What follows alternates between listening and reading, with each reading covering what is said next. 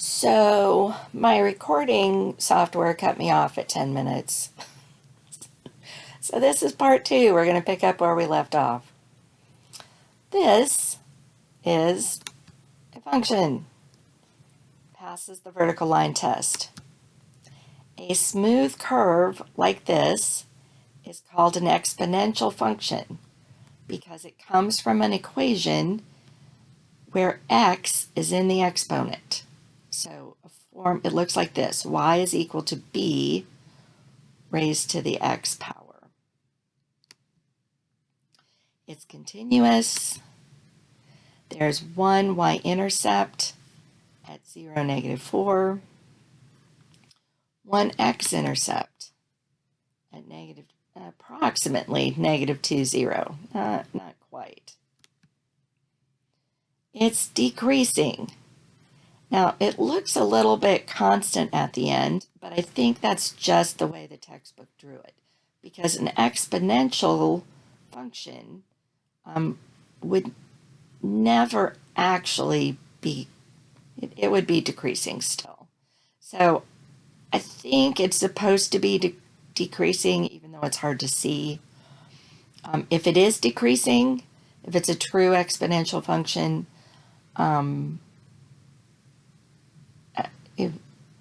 the range could possibly be all y values.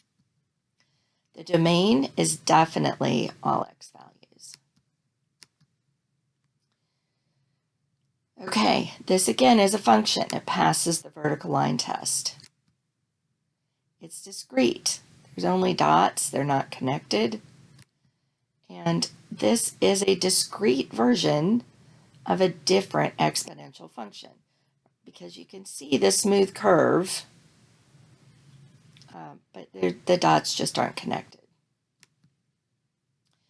There's one y-intercept. I think it's at 0, 1. One x-intercept at -10, 0.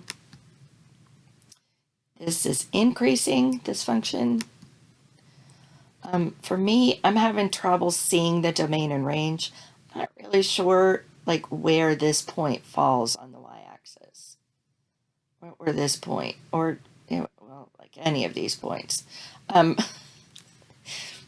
But if I could tell better what they wanted, what the textbook was trying to get us to do, I could actually list out all the y values and list out all the x values. Because when we have a discrete function, the domain and the range are going to be lists of numbers.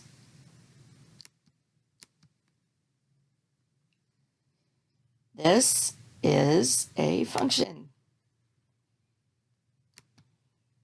It's continuous. There is a y-intercept at approximately 0, 10. An x-intercept at approximately 9, 0. It's a little bit hard to tell from this picture. The function is constant when x is between about 3 and about 7. Again, it's a little bit hard to be precise the way they drew this, but it's otherwise decreasing. I would call this a piecewise function. It looks like they took 3 different lines and pieced them together. The domain is all x values, range is all y values. This is a line and a function. We call this a linear function. It is continuous, it is increasing. There's one y-intercept at 0, 0, the origin, one x-intercept at 0, 0. The domain is all x values. The range is all y values. This also is a function. This V shape tells us that it's an absolute value function. And in fact, this is the equation that they used in the textbook to make this graph. Right, so it's y equals the absolute value of x minus 3, and then we subtract 2. It's continuous. It has a minimum here. It doesn't get any lower than this at the point 3, -2. There's one y-intercept here at 0, 1.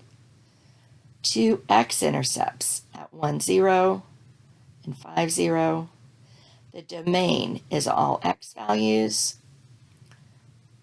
If I squish this to the y-axis, right, it never gets below this. It goes from -2 all the way up to infinity. So my range is y greater than or equal to -2.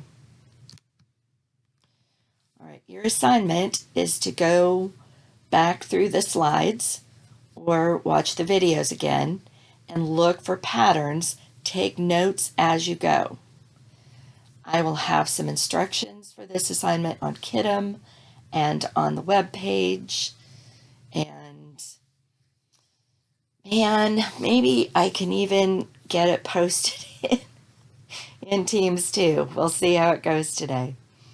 But that's your assignment. Thanks. Have a great day.